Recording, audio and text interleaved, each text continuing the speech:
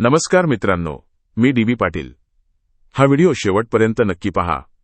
हा व्हिडिओ फक्त watch time वाढवण्यासाठी किंवा टाइमपाससाठी नाही. हा एक अत्यंत महत्त्वाचा कायदेशीर निर्णय आहे. ही माहिती औरंगाबाद खंडपीठाच्या अधिकृत निर्णयावर आधारित असून ती केवळ समजावून सांगण्यासाठी आहे. कोणत्याही वैयक्तिक प्रकरणासाठी हा अंतिम कायदेशीर सल्ला मानू नये. या निर्णयाच्या पहिल्याच पानावर दिनांकाचा स्पष्ट संदर्भ दिसतो. औरंगाबाद खंडपीठाचा दिनांक 26 फेब्रुवारी 2026 रोजी अपलोड झालेला हा निर्णय आहे. जर तुमची नियुक्ती 1 नोव्हेंबर 2005 पूर्वी झाली असेल, पण तुम्हाला अजूनही नवीन पेन्शन योजना लागू केली जात असेल, तर हा व्हिडिओ शेवटपर्यंत नक्की बघा. कारण हायकोर्टाने दिलेला एक महत्त्वाचा निर्णय तुमच्यासाठी गेम चेंजर ठरू शकतो. आता नेमका मुद्दा काय आहे ते समजून घेऊया.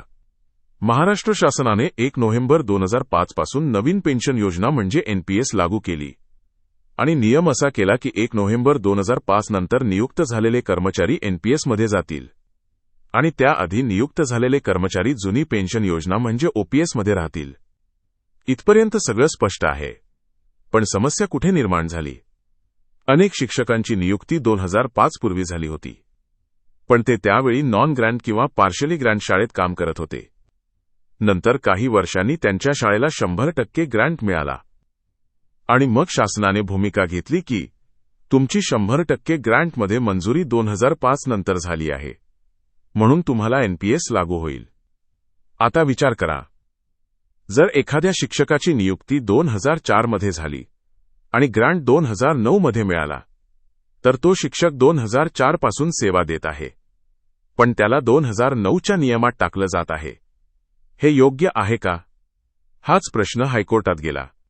हायकोर्टाने स्पष्ट सांगितले की महत्त्वाची गोष्ट म्हणजे पहिली नियुक्ती कधी झाली, ग्रँट कधी मिळाला हे निर्णायक नाही. जर कर्मचारी 1 नोव्हेंबर 2005 पूर्वी नियुक्त झाला असेल आणि तो सतत सेवेत असेल, तर त्याला जुनी पेन्शन योजना लागू होईल. फक्त ग्रँट उशिरा मिळाली म्हणून त्याला एनपीएसमध्ये टाकता येणार नाही. सोपं उदाहरण बघूया. एखादा शिक्षक 15 जून 2004 रोजी नियुक्त झाला, ग्रांट 2009 मध्ये मिळाला आणि निवृत्ती 2022 मध्ये झाली. हायकोर्टाच्या भूमिकेनुसार हा शिक्षक 2004 पासून सेवेत आहे, म्हणून त्याला ओपीएस लागू होईल. पण जर नियुक्तीच 10 डिसेंबर 2005 रोजी झाली असेल, तर त्या व्यक्तीला एनपीएस लागू होईल. म्हणजेच 1 नोव्हेंबर 2005 पूर्वी नियुक्तीसाठी जुनी पेन्शन आणि 1 नोव्हेंबर 2005 नंतर नियुक्तीसाठी नवीन पेन्शन.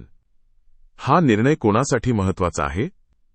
2005 पूर्वी नियुक्त झालेले शिक्षक, नॉन ग्रँट किंवा पार्शली ग्रँटमध्ये नोकरीस सुरुवात केलेले, नंतर 100% ग्रँटमध्ये आलेले आणि ज्यांना अजूनही एनपीएसमध्ये समाविष्ट केले आहे, अशा सर्वांसाठी हा निर्णय अत्यंत महत्त्वाचा आहे.